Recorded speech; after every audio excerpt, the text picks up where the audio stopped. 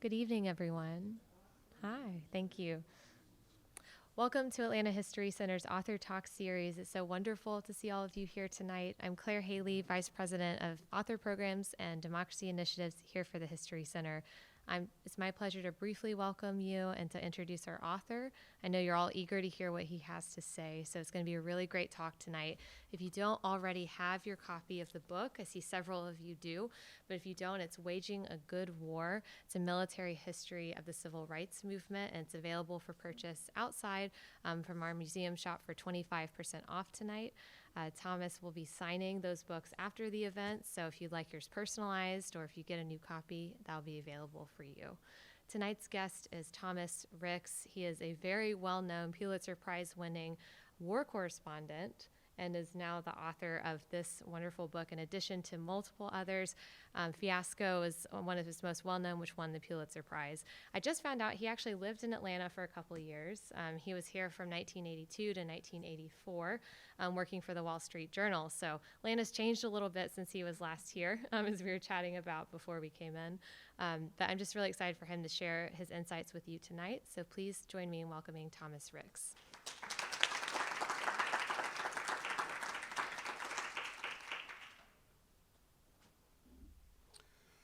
Good evening. Thank you all for coming out tonight. I'm sorry about the Braves. Yeah. Especially at home. I want to begin by asking a question. Do we have any veterans of the civil rights movement here tonight? Somebody who marched or helped organize? Okay, we got 3 hands, 4 hands. Keep your hands up if you would, please. And second, do we have any children of veterans of the civil rights movement here tonight? Okay, I want to begin by saying, sincerely, thank you for what you did for the country.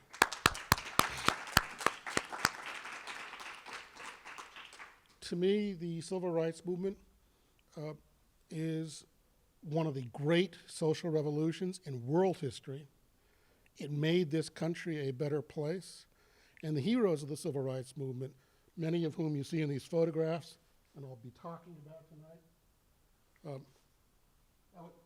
last one was one of my favorites, Septima Clark and Rosa Parks, as they prepare for the siege of Montgomery.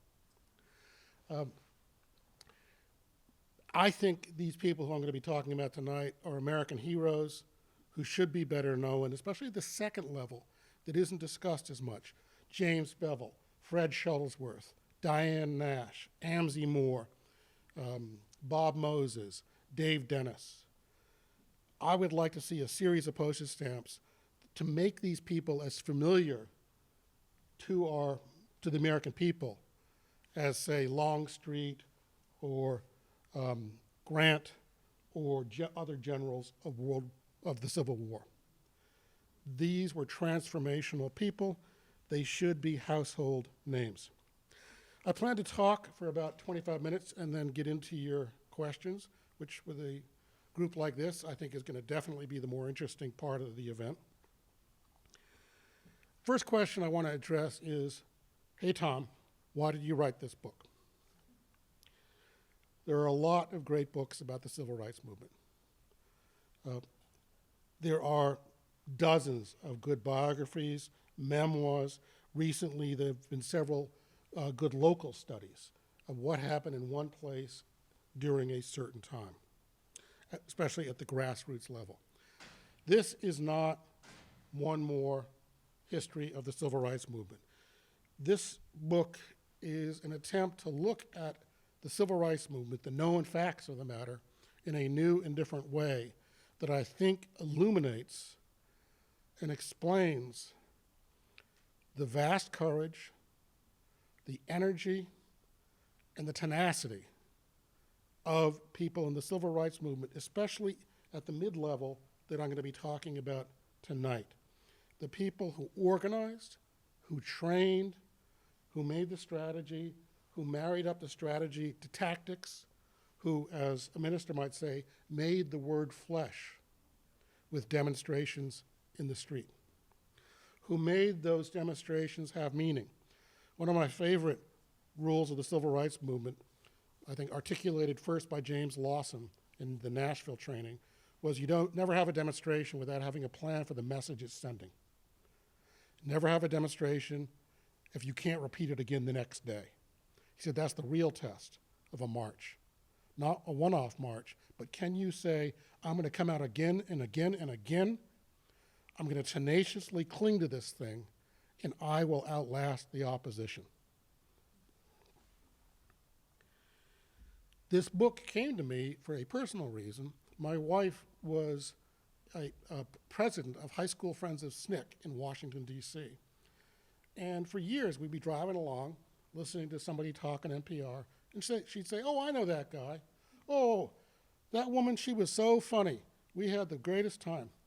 And so I started reading some histories of the civil rights movement, really for fun and to better understand my wife's history and what she had gone through. As I read them more and more, though, I thought, wait a second.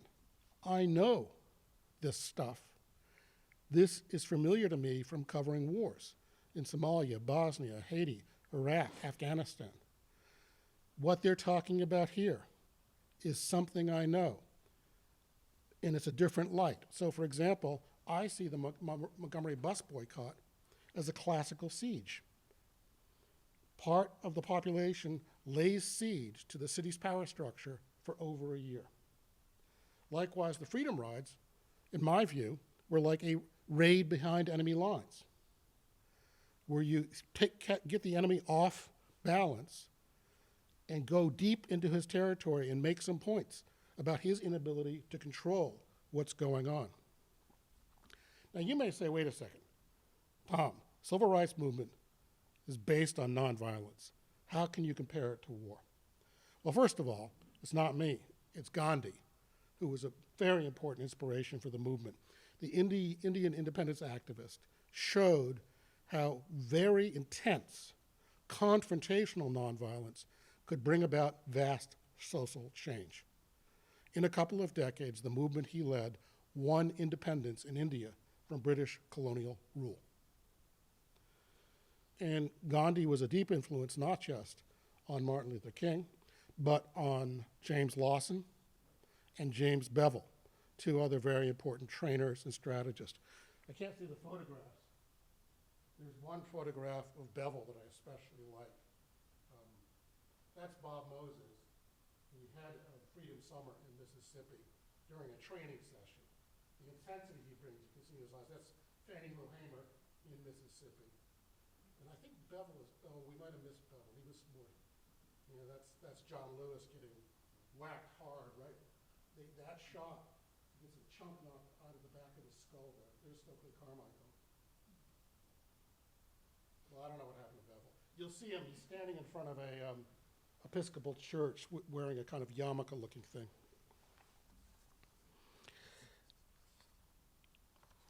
So, the civil rights movement was a different type of nonviolence than Americans were familiar with. It was definitely not passive resistance, a term, by the way, that Gandhi hated. Gandhi actually said his nonviolent efforts were more like military operations than anything like passive protest. He preached confrontational nonviolence.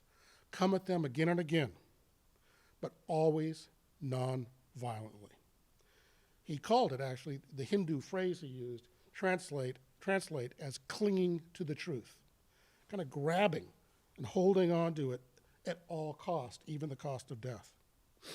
Once you take that perspective, once you look at the civil rights movement as a military operation, I think it opens up a lot of doors. You see why training was so important. When somebody called and said, you know, I'd like to have a civil rights campaign in my town, the first question would always be, what are the tasks? What are we trying to achieve there? And how do we train for that? Nashville, which is, I think, my favorite chapter, Nashville, 1959-1960, they spend months, literally months, preparing for the sit-ins in the lunch counters downtown in Nashville to desegregate those lunch counters. They role play in church basements night after night. They have one group of students sitting down pretending to be sit-in activists. They have another group pretending to be the attacking mob, pouring coffee on them, kicking the chair out from underneath them, putting a cigarette out on somebody's back, slugging them. And then, of course, they'd switch. And the role players who had been students would then become the mob. Well, the first thing this does is something that's crucial. You begin to learn discipline. And again, the word that comes up in memoirs, interviews, documents from the civil rights movement is the word discipline. Dignity and discipline. We are asking for basic human dignity. We're asking to be treated as human beings, and we are acting in a disciplined fashion. The first form of discipline was to overcome the fight or flee impulse. The natural human impulse when somebody spits in your face is to slug them. They were taught no. If somebody's looking at you and spits in your face, you ask them for a handkerchief. One student did this, I love this, in Nashville. Said, "Sir, do you have a handkerchief?" And the guy reaches in his back pocket and then says, "Hell no." But for 1 second, there's been a human connection there. This was what actually pulled James Bevel into the movement. He said, "Wait a damn minute. That's what they're teaching here?" He got really interested in it. James Lawson said it comes from Gandhi. James Bevel, being James Bevel, went down to the Nashville Library and walked out with every book they had on Gandhi. The training was not easy. You had to think through it carefully. You had to prepare. And again, the meticulous preparation in the civil rights movement is so striking. The Freedom Rides, 1961. There's a federal law that says you can't have segregated travel on interstate buses or in interstate waiting rooms. That law is not being enforced in the South. The Freedom Riders say, we're going to get on these buses and we're going to walk into white waiting rooms that are now illegal. They get the hell beat out of them. In South Carolina, the police separate out one young black man, a Freedom Rider, and arrest him, and the bus leaves. He is held in jail. You don't always arrest people to charge them. At midnight, they say, "You're free to go." And there's a white mob waiting out front of the jail. He looks out the window and he says, every movie you'd ever seen about white sheriffs in the South starts running in his mind. And as he steps out of the jail, a car drives up fast.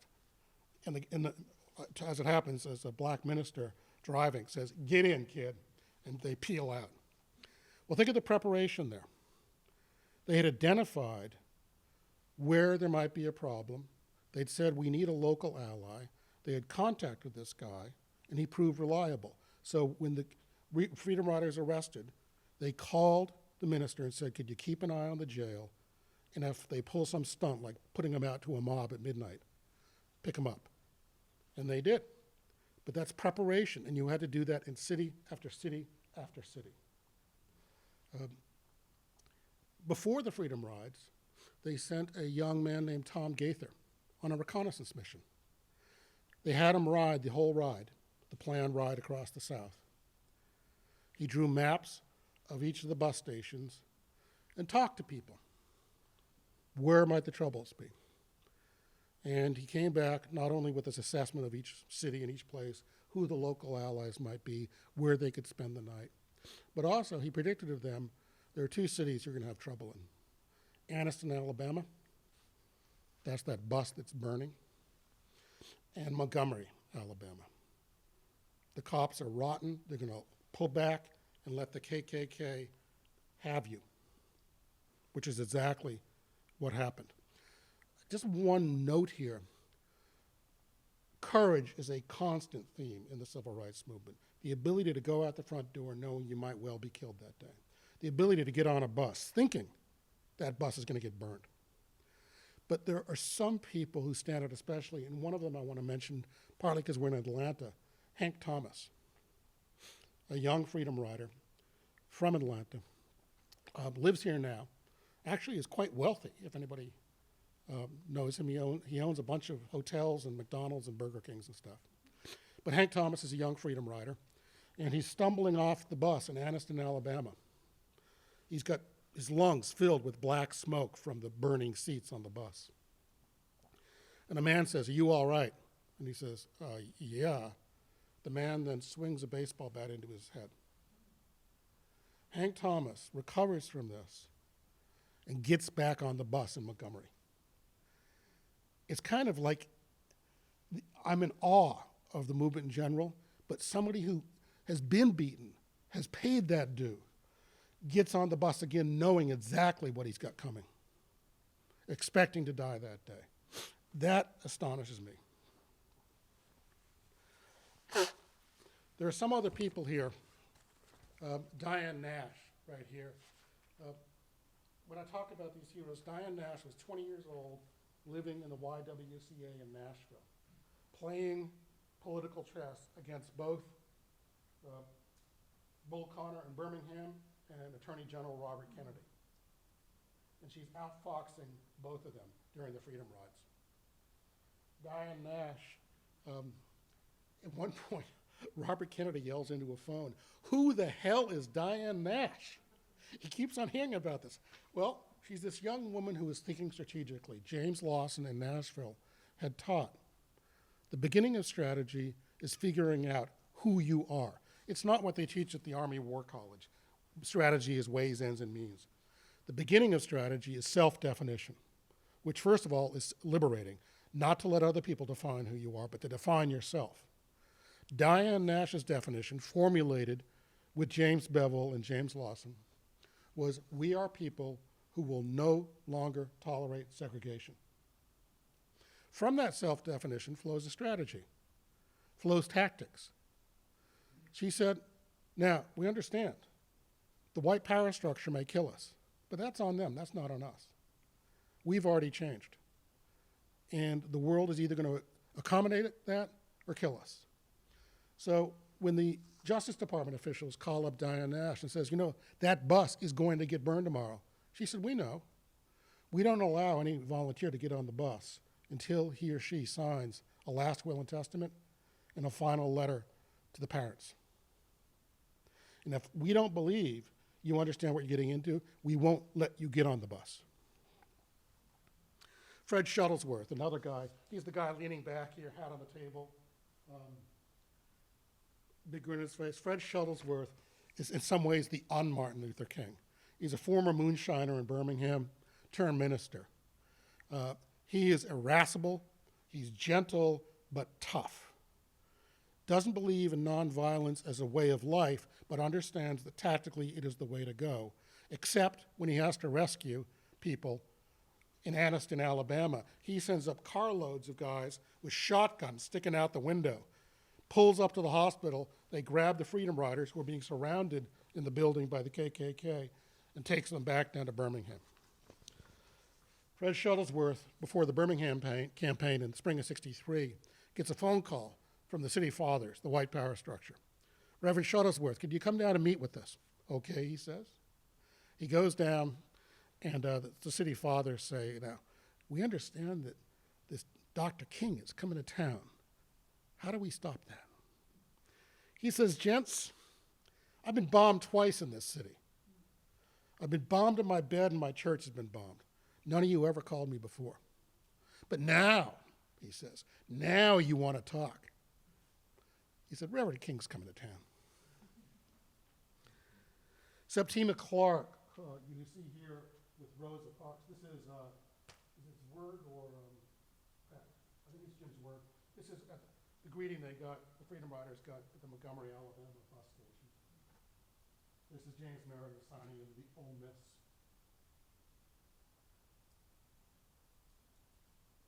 That's James Bevel. Just a fascinating person. I met his son the other day. Looks just like him. Septima Clark, older, daughter of an enslaved person, had been a school teacher in South Carolina and fired for the crime of belonging to the NAACP. Becomes a trainer early on in the Highlander School in Tennessee and later at the Dorchester School outside Savannah. Septima Clark and Dorothy Cotton were two of the movement's great trainers. Between them and with Andrew Young, they literally trained thousands of people who I think of as kind of the sergeants of the civil rights movement, the non-commissioned officers. The way they described it is, we looked for the people with the no degree but the PhD mind and character. They focused very carefully.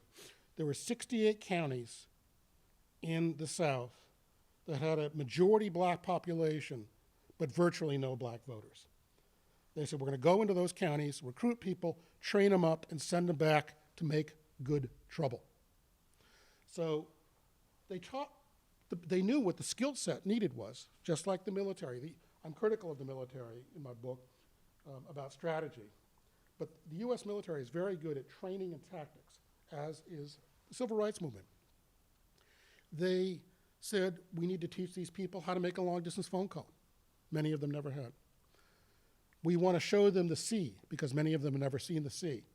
We're just going to take them, broaden their horizons, literally.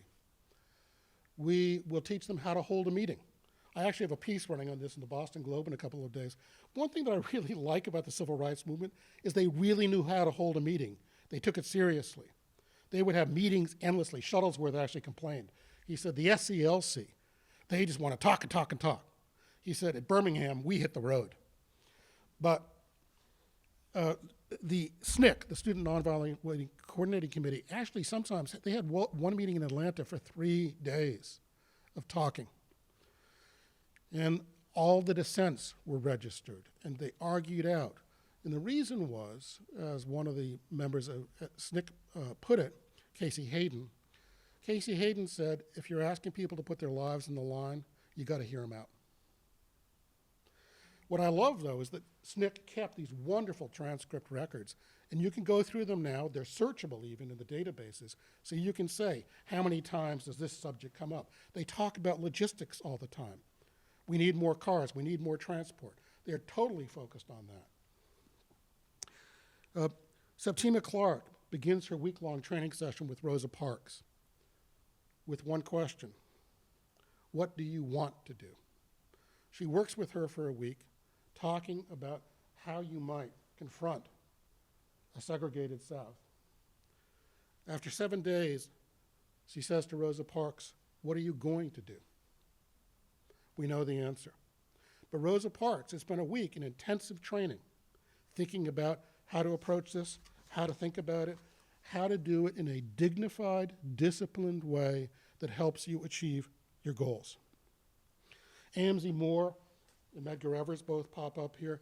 Amzie Moore is shown in his army uniform from World War II. He, to me, is like a French resistance fighter during World War II behind enemy lines. The difference is he does it for 20 years. I don't know how he stayed alive. We know he was on a death list for the KKK, along with Fannie Lou Hamer, Bob Moses, Medgar Evers, who they did kill, and several other people. Amzie Moore comes back from World War II, gets a job in a post office, so it's a federal job that the local authorities can't kick him out of. And he opens a gas station on Highway 61, and he refuses to segregate the restrooms. He sits in his front window with a rifle at night, protecting his gas station. And he was the guy, along with Medgar Evers. The word was, if you're going to go into Mississippi, you go to Medgar Evers and to Amzie Moore, and you might survive. Listen to them. And Medgar Evers would give a talk to the kids from SNCC. He said, you SNCC kids, I love you, but you got to screw loose. You're going to get killed out here. And he was right. He said he knew he would be killed. And again, the courage in all this. At about the same time, a Hollywood producer is talking about making a movie about the life of Martin Luther King. And he says kind of jokingly in the conversation, well, how does it end? King says, I know. I get killed.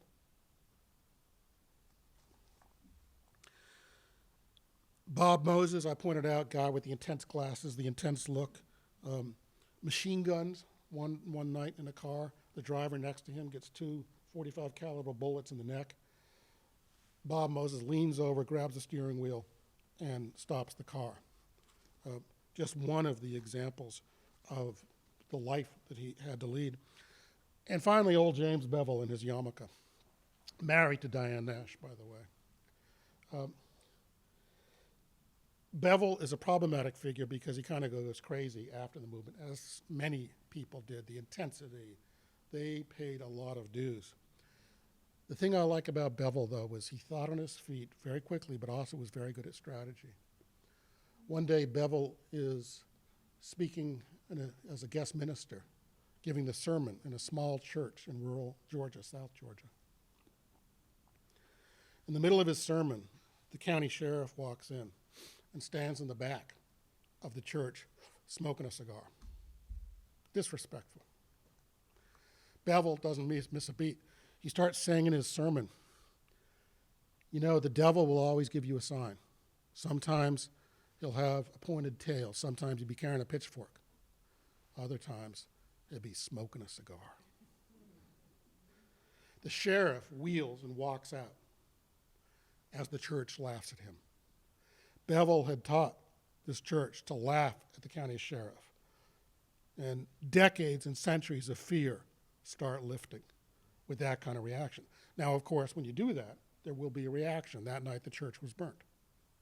Bevel said, all I'm doing is showing you people the true face of the system.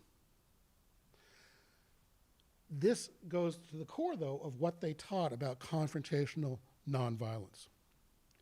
In Selma, again, where Bevel, John Lewis, Diane Nash were all very active. Selma, part of the training they gave was the sheriff is not coming after you. You are going after the sheriff. And this was put into action. One day, C.T. Vivian, another one of the Nashville marchers, he's in the photograph of the march, there's C.T. Vivian, Diane Nash, and Bernard Lafayette lined up. One day, C.T. Vivian gets thrown down the steps of the county courthouse in Selma, and he turns and looks back up at the sheriff and says, what do you people tell your families at night about who you are and what you do? A very human question. Another day, John Lewis is leading the demonstration, and Sheriff Jim Clark, who is like basically a stupid version of Bull Connor, Sheriff Clark says, do you hear me, boy? John Lewis says, yes, do you hear me? They knew how to answer, and they knew because they had prepared, they had thought through, they had strategized. This was going after the sheriff.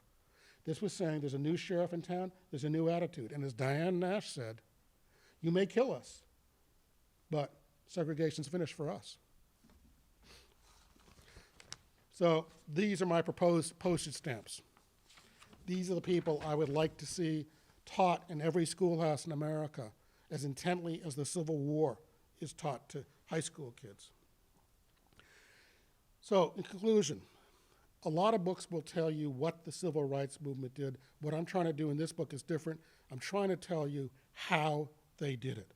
The theme is that the military perspective enlightens us, can show us new things, that each major campaign has a kind of military principle that you can discern in it. Montgomery, as I said, was a siege of a city. Nashville is really all about training and organization. The demonstrations at the end, the sit-ins, are just the tip of an iceberg. The Freedom Rides, again, a raid behind enemy lines. Birmingham is about being an adaptive organization. Birmingham, spring of '63, fails early on. SCLC, Southern Christian Leadership Conference, especially had underestimated how difficult Birmingham would be. That black adults in Birmingham did not want to march because they were afraid of losing their jobs, rightly so. They did not want to be put in jail because they knew what happened in those jails. The Birmingham Police Department killed, we don't know the exact numbers because they didn't really care, killed at least 20 black men in the 5 years after World War II. When returning soldiers came back and said, you know, I've seen them just as good as you people. They killed people for that. One Birmingham police officer alone killed 4 black men in 5 years. But they found when the adults wouldn't march, James Bevel said, I'm going to recruit the kids. And King was really worried about this. I'm not sure it's going to work, he said. Bevel, being an innovative guy in his approach to things, went out and recruited. Now, normally a military recruiter stands out, at the basketball court and says, hey, kid, you want to join the military? Bevel goes to two local DJs, the two most popular DJs, Shelley the Playboy and Tall Paul, and says, I want you to announce on your radio show, I'm having a lunch for all the big men on campus and the big girls on campus. I want the cheerleaders, I want the football quarterbacks, I want the student body presidents. They all come down for a lunch that Bevel puts on. He tells them about what nonviolence is. He signs them up, and more than that, he signs them up as his recruiters. They bring in everybody else. Bevel marches the kids and fills the jails of Birmingham. It's brilliant because it imposes no cost on the family. The kid's not a payer, bringing in a paycheck. But it imposes a cost on the city. They still have to feed these guys. The Birmingham city jails fill up. They start holding kids out at the county fairgrounds. One 8-year-old girl is interrogated by a Birmingham police detective. She says, I don't know, mister. They didn't teach us about communism. They taught us about nonviolence. When an 8-year-old girl can defeat a hardened police detective, you know which side is on the winning side. Birmingham, though, is so frustrating for Bull Connor. His jails are full. He thinks, I'll stop these kids from marching. And that's when he turns on the fire hoses and the police dogs. The fire hoses are called monitors. They combine 3 flows into one highly pressurized flow.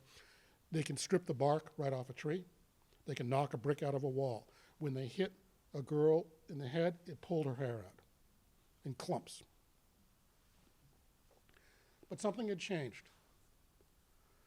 The South, white power structure, the dominant caste, had assured the rest of America for decades, for centuries, we know how to handle the black people. We're comfortable with them, we're familiar with them. Well, suddenly on television, the rest of America is saying, wait a second, this is how you handle it? That Bull Connor nightmare vision splashes across America, finally gets President Kennedy's attention. He begins focusing on civil rights as he has not before.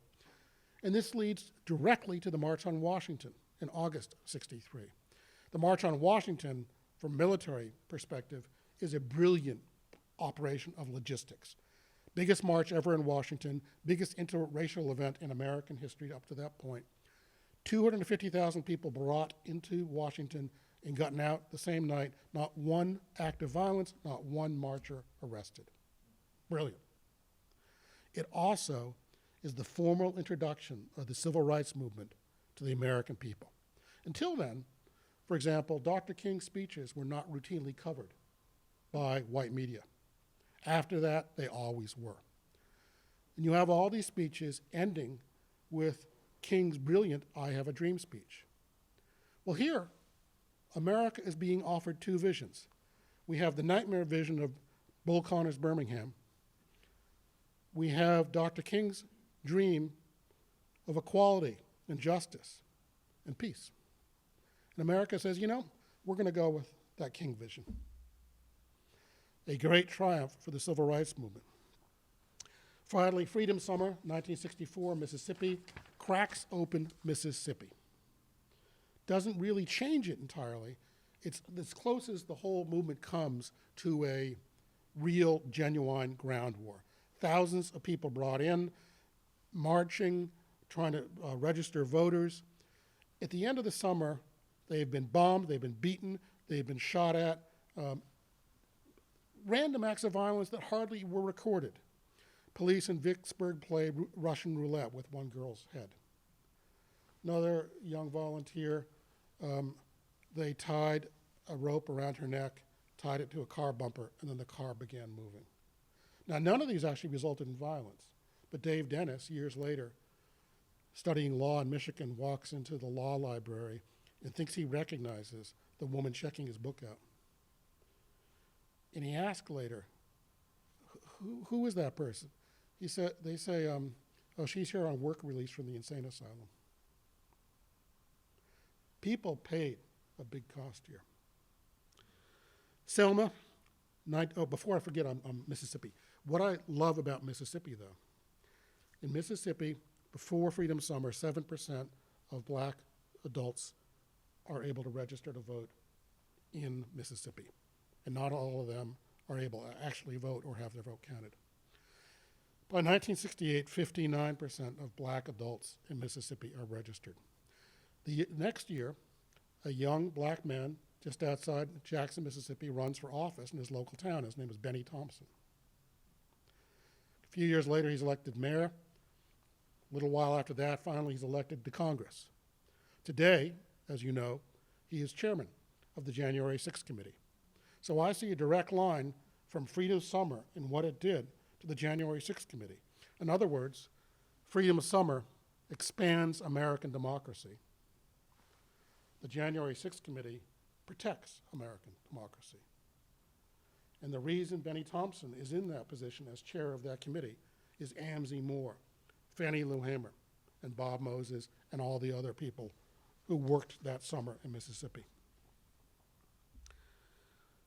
So to end, I loved writing this book. I found it inspiring to work on every day.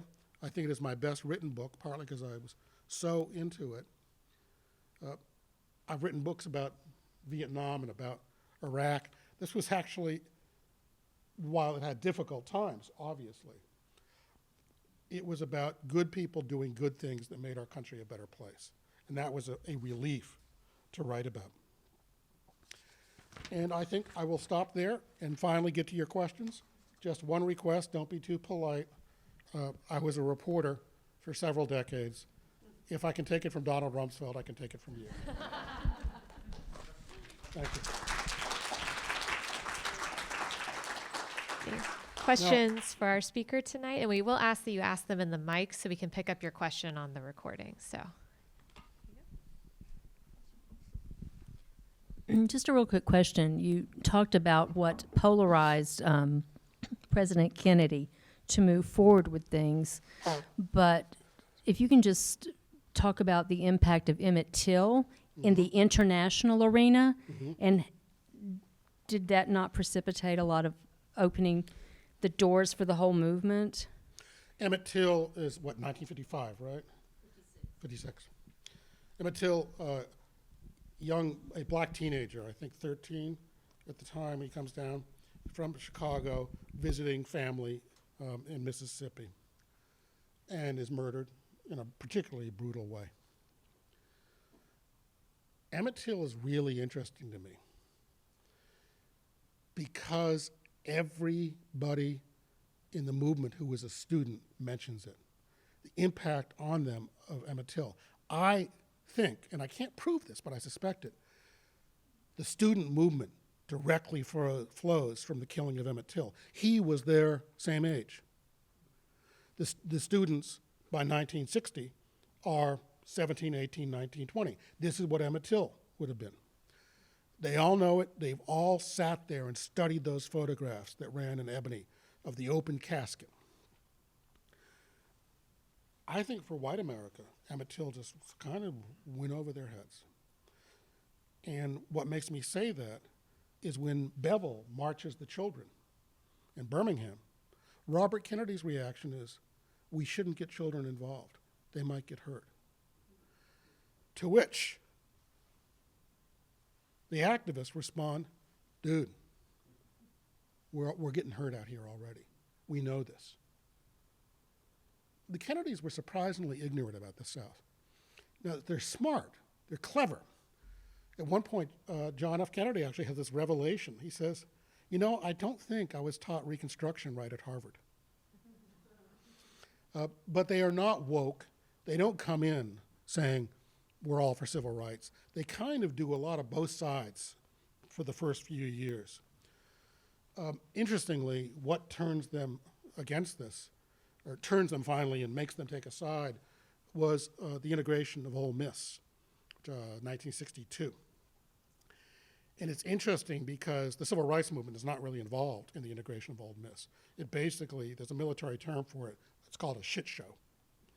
And it's the federal government and the state, fighting the state government of Mississippi. People are making it up as they go along.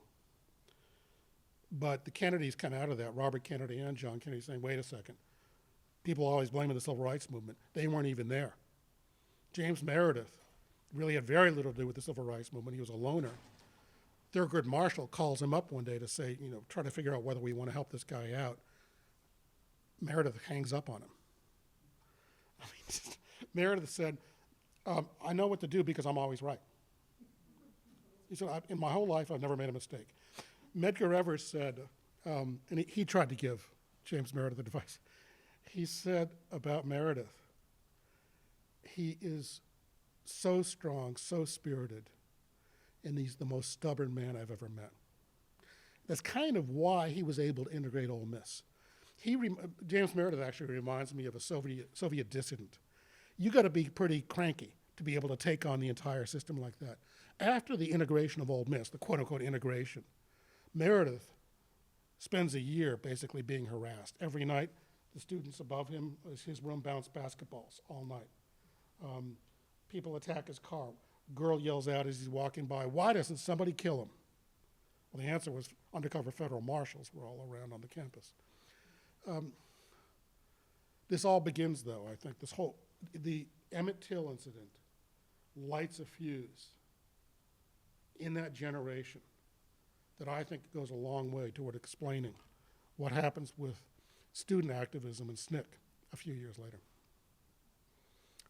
It's a long-winded answer, but one thing that happens with books is I find myself, after I finish them, stewing on the things that I don't think I did well enough. I didn't write enough about Emmett Till. I wish I'd written more about Harry Belafonte, the key role he plays in financing the civil rights movement. He is the reliable guy when they're really in a jam. You call Harry Belafonte, and he goes around and gets the money in Hollywood. And then the third thing I wish I'd written more was the role of the northern labor unions, especially the UAW, United Auto Workers. They were also dependable, especially for early on. Montgomery, you guys need $20,000 to buy cars because people can't all walk. You need some station wagons. They would get the money together frequently in an envelope and fly it down with somebody. So 3 things I regret about the book. I have a question. It may be unfair. It's a comparative question. And the issue is, how have you thought about the comparison between the civil rights movement and Black Lives Matter in terms of the ability to develop or inability to develop successful strategy? I'm not going to speak for Black Lives Matter. I wouldn't try to. It's interesting to me that both Black Lives Matter and another movement, Stacey Abrams on voting rights, both kind of have connections back into the civil rights movement. What Stacey Abrams is doing on voter registration strikes me as being very similar to SCLC. Back then, they were trying to get the right to vote and to protect the franchise. Stacey Abrams is trying to prevent it from being restricted. I mean, the Supreme Court has peeled back a whole lot of the Voting Rights Act of 1965.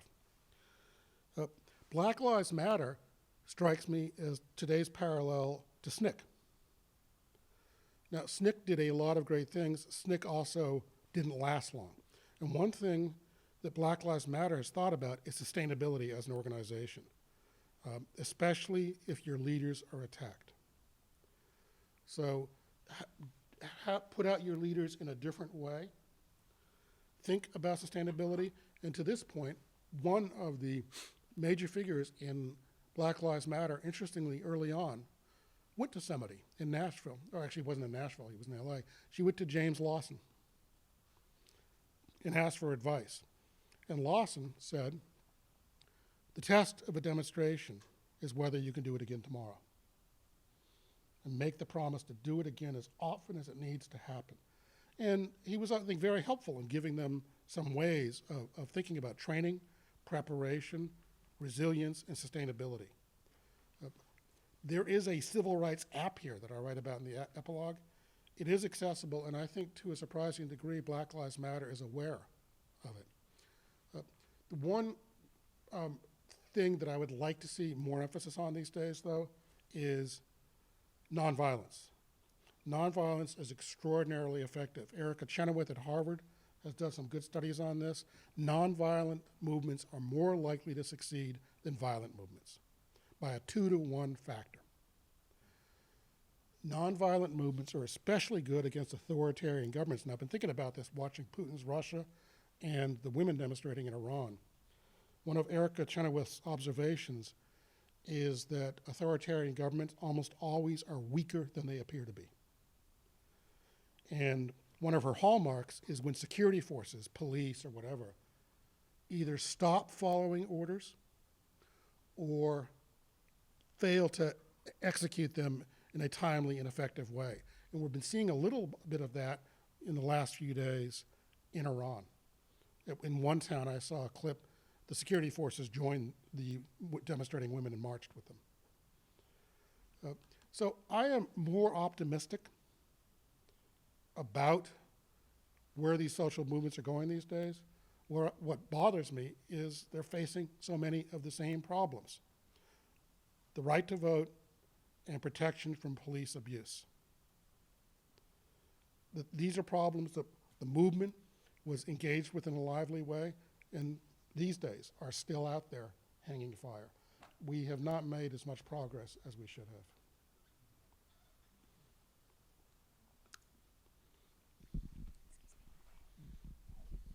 Could you say a little bit more about the, you mentioned someone, Tom Gaynor? Tom who Gaither, yeah. Gaver? Gaither. Okay. Could you say a little bit more about him and also the role of the FBI, specifically in the freedom rides Sure. and subsequent events? I can't say much more about Tom Gaither because I don't know that much more about him. People come and go. Sometimes people had to go back to school. They got pulled in by other events and so on. Gaither was a young black man from South Carolina who helped conceive of the of the freedom rides. He was reading a book about Gandhi, and he said, "You know, we could do some stuff like this." He reminds me a little bit of Amzie Moore, who's the guy you see in the Army uniform in World War II. I was fascinated by Amzie Moore. I spent hours in the archives going through these online databases. He was hard to find much about, which may be how he survived in Mississippi. What I did love, this is the nice thing about getting a book written and out there. I was on Morning Joe a lot last week. They gave me what they called a residency, where I appeared for 4 days in a row with various different interlocutors talking about different aspects of the book. And after I talked about Freedom Summer in Mississippi, 64, I got a note from Amzie Moore II, who must be in his 80s now, saying, "Thank you for recognizing my father." My first thought was, that's moving, that's what I was trying to do with this book.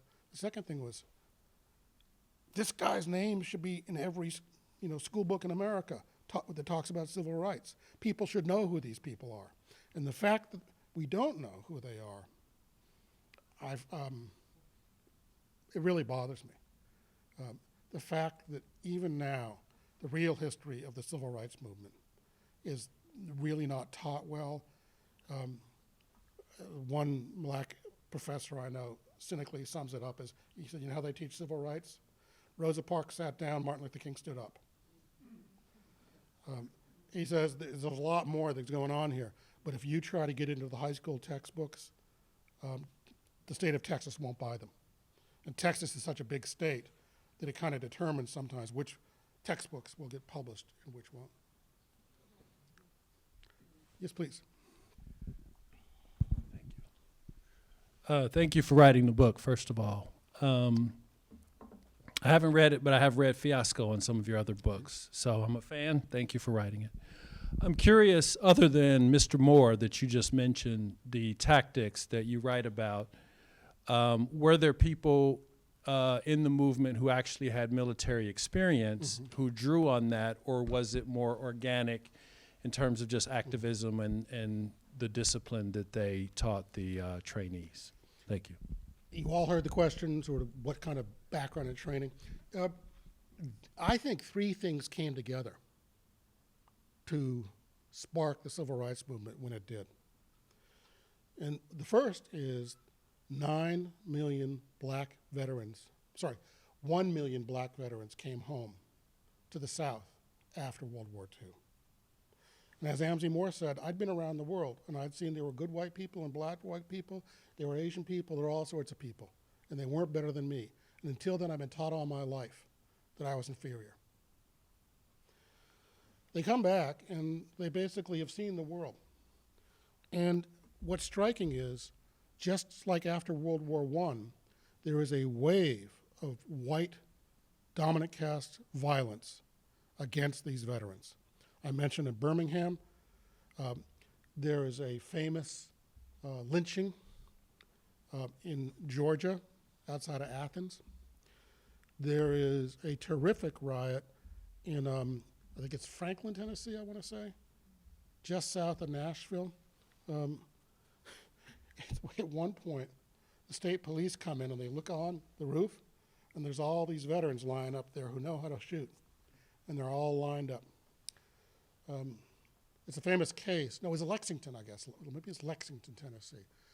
Thurgood Marshall, a man of great courage, goes down there, defends the 24 people charged with homicide, gets off 22 of them, and the other two, the case is just dropped because there's no evidence they were there. But great violence erupts again and again. The one case that gets the attention of Harry Truman is in South Carolina, this guy has just gotten out of the Army in Georgia. He's going home on the bus. The day he is discharged, he's still in his Army uniform. And he might have been drinking, as all the guys in the bus were. And a white sheriff says something, and he says something back. And the white sheriff has a blackjack with a lead handle. And he jabs the handle into one of the guy's eyes and then to the other of his eyes and blinds him. And Harry Truman, himself a World War I veteran, says, that won't do. I'm doing something about it. He's criticized inside the party. He surprises a lot of people by standing up on this. And that actually is one of the things that led to his strong push over the objections of the Secretary of the Army for integration of the armed forces. So the soldiers coming back, I think, is a big thing. Medgar Evers is a veteran, as is his brother. Ralph Abernathy is a veteran. Amzie Moore is a veteran. I think they give a bit of reassurance to the younger people coming along. The second thing is, for reasons I don't understand, the Southern black church steps up for the first time, I think because it was a new generation. Suddenly the black church says, we're going to be involved in this. And the church was the one refuge for the movement that was dependable. They didn't have public officials. They didn't have public halls to meet in. All that was denied to them. Parks were being denied to them. But the black church gave them a safe place to meet, became their bunkers, their command centers, their places for teaching and meeting, and in military terms, provided good counterintelligence. In Montgomery, if you called up randomly the boycott offices and said, what's going on tomorrow? They'd say, call your church. And if the church knew you, they'd tell you. And if they didn't know you, they'd say, who are you? Again and again, the movement was very good, by the way, at looking out for the provocateur and the informer. In Selma, they marched by block, by neighborhood. You get unit cohesion, you know the people on your left and right. Makes it less likely for you to get scared and run away. It also means if there's a stranger in your midst, you say, well, who are you? What are you doing here? Because it was always a concern that somebody would slug a cop, and that would give the cops an excuse to turn violent. If you could maintain the discipline of nonviolence while things were tense, you did not give them that excuse, except at night when all bets were off. One of the Selma marches at night, in, I think it was in Rulesville, just a little bit, Marion County, I can't remember the town. The cops just went nuts. It was much worse than the march we've all seen over the Edmund Pettus Bridge. The cops went nuts that night. They spray painted the TV cameras' lenses, shot out the street lights, and then went wild on the crowd. And that's where Jimmy Lee Jackson gets shot in the stomach trying to protect his mother. And that's actually what leads Bevel to say, I have to walk to Montgomery. Bevel, once again, taking the explosion of negative energy and saying, let's find a way to make it positive. Let's recycle it. Let's capture that energy and lead it. The leadership, though, is crucial. Honesty, by the way, is a great thing of the civil rights movement. Diane Nash writes a scathing letter to Martin Luther King after the Birmingham church bombing, when everybody, all the leaders, leave the church and go to the cemetery for the burial, leaving a crowd restless and angry. She said, you should have been there. Somebody needed to capture the energy. Nash, I mean, she scares me. She is so damn honest. She said, you have to be honest. And this actually leads back to a military rule. Robert Rogers, head of Rogers Rangers during the French and Indian War, has a famous manual. And one of the things he says is, always tell the truth. Your army is depending on it. And Nash and Bevel followed that rule. We have one final the question. Third thing, veterans, church, and the third thing is, especially in the late 50s, early 60s, TV. Suddenly this, the Gone with the Wind curtain is ripped away, and there's fire hoses and police dogs behind it. And people start saying, oh, well, that's really how this thing works. Our final question this evening. Well, first of all, thank you for a very interesting talk. I'm wondering if you could say a few words about Malcolm X and about the violent side of the civil rights movement and how that fits in with what you've been talking about. And I'm also thinking about the development of the Panthers. I would say the violent side of the movement has been overplayed. The most violent part of the civil rights movement was the FBI, which carried out a concerted campaign, especially against the Panthers. I don't think the full story of that is even known now, but the evidence is that the FBI, working with local police, murdered at least 40 Panthers between 68 and 70. By the way, for historical record though, thank you to the FBI for all their illegal wiretaps, because those transcripts are very helpful in understanding the movement nowadays. It's sort of one of the inadvertent, ironic contributions to history that J. Edgar Hoover made. Secondly, and I defer her to a book by Peniel Joseph about Malcolm and Martin.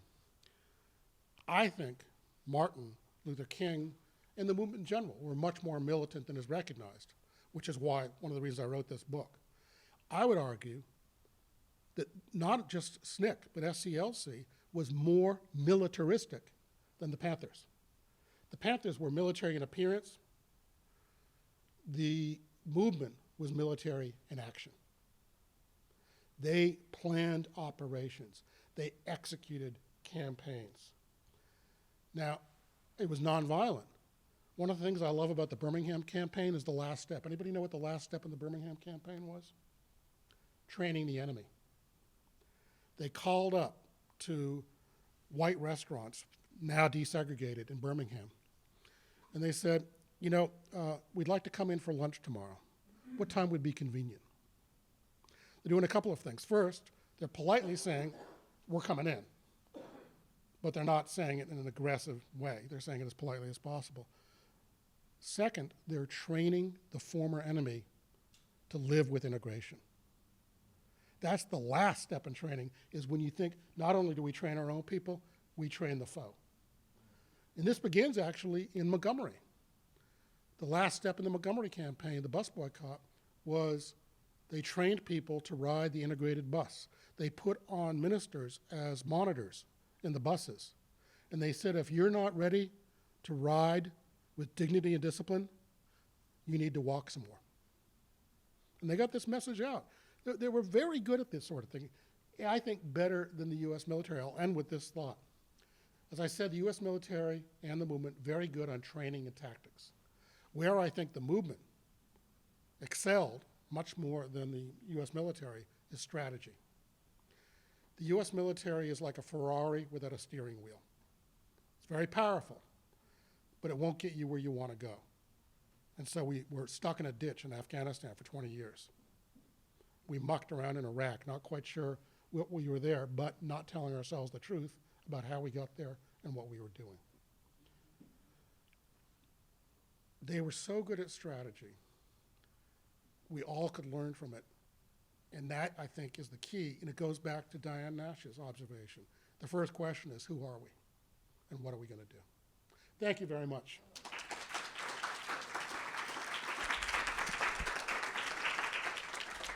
Thank you very, very much to our featured author tonight, Thomas Ricks. Again, if you have not purchased your copy of the book yet, there are more copies available for purchase right out in the atrium where you came in. And we are going to meet you at the signing line if you would like your book personalized. Thank you for coming out tonight.